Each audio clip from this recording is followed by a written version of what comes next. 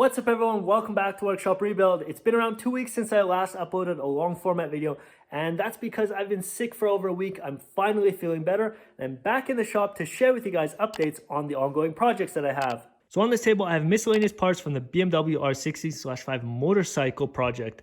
Off to my right, I have two wheel hubs, and all these miscellaneous parts will be mounted within the wheel hubs themselves. And down below, I also have the final drive housing as well as the final drive cover and some other little parts. Now, all of these parts on this table will have to be refurbished. And in order to do that, I want to build my own vapor blasting machine. If you haven't heard of vapor blasting just yet, don't worry, I'll feature it in an upcoming video where I build the machine. I share with you guys all the information on how to build it yourself, and then I'll also blast all these parts so you guys can see the before and after.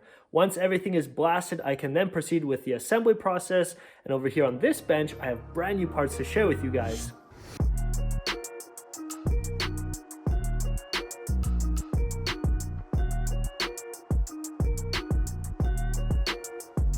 On this table, I have brand new parts for the BMW R60, and I'll walk you through them right now.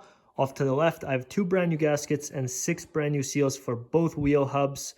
Further to the right, I have 3 brand new seals. This will keep the oil within the final drive, as well as these gaskets over here. The big gasket is for the final drive cover, and the square gasket is for the final drive to the swing arm. So all these parts right here are basically for the wheels. Now further on to the right, I have different parts, and these parts are a little bit more expensive, but I needed to purchase them because you can see a lot of wear on these parts. This is the internal spline for the rear wheel hub. This is actually the drive mechanism that drives the rear wheel.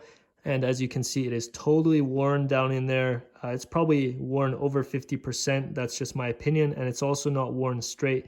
It's kind of bowed in there. So I needed to replace this. I already removed the old one, but you'll see me remove this in an upcoming video. This right here is a brand new internal spline.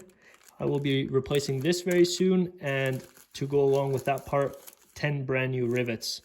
Now further on to the right, another thing I had to decide was, since I'm already replacing the internal spline, I also need an external spline so the old doesn't actually chew up with the new. These will actually wear in together. So a brand new internal spline and an external spline, which happens to be the shaft. I measured everything. Everything seems to be just fine, but as you can see, these two parts, the new and the old, look completely different. That's because the gear is still welded to the old shaft. You can see on this side right here, that's the old spline right there, completely worn, and I just needed to replace it. So this gear actually has to come off. There's a weld right here. This will have to be machined. Then this gear will be pushed off, placed onto this shaft. On this shoulder right here, it will be pushed up against this shoulder, and it will have to be welded on this chamfer right here. So this whole procedure, if I figure out how to do it myself, I will share that with you guys. But if I have to give it to somebody else, I might not be able to share that. I still have a bunch of information that I'd like to share with you guys on all of these parts and sub-assemblies that I have on this table. If you guys are interested in anything like this, or you need to tackle this yourself on your own motorcycle, then don't forget to hit that subscribe button down below and turn on your post notifications, because then you will be one of the first to see my upcoming videos once they're uploaded to YouTube. But right now, I'm going to share with you guys some updates on the Renault LeCar, and I'm also going to share with you guys some updates on the John Deere 332. The Renault LeCar is still in the middle of the shop up on jack stands, and that's because I removed the drivetrain in my latest video. If you guys haven't seen this video just yet, click the link up above. So right here we have an inline 4-cylinder engine hooked up to a 4-speed manual transmission. The engine doesn't really look too good because it doesn't even turn over. This right here is the camshaft, and it doesn't even turn over. It's just seized. I can't wait to tear into this Renault drivetrain. I really want to figure out why it doesn't turn over by hand and what's actually seized, but also share that with you guys. Once I tear into the engine, we'll have a good look at the 4-speed manual transmission. We're going to take that apart. We're going to look if all the gears are good and if the shift mechanism works the way it should. And right now I'm going to share with you guys a quick update on the John Deere 332 and why I brought it into the shop. So the John Deere 332 made it into the shop just before winter. Many of you actually questioned me why I got this machine, because it runs and drives and it actually functions the way it should. The reason I got this was because it was a great deal, and these diesel tractors don't come up for sale very often, so I just had to snatch it up. The only thing I don't know on this machine, and what's actually a little worry, is the maintenance on this machine. It does run and drive, and it only has 700 hours on it. but I do not know the overall maintenance on this machine. I have had it in the shop for a couple days now and it doesn't show any leaks, but that could be because it's very dirty on the underside of this tractor.